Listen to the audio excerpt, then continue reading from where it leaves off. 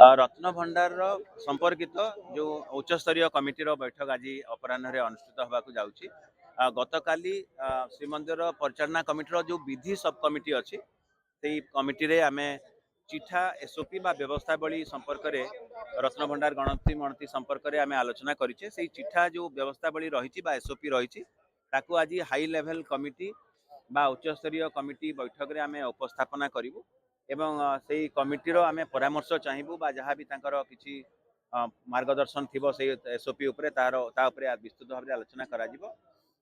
से मार्गदर्शिका हैला परे परवर्ती पर्यायर श्रीमंदिर परिचालना कमिटी उपस्थापन करा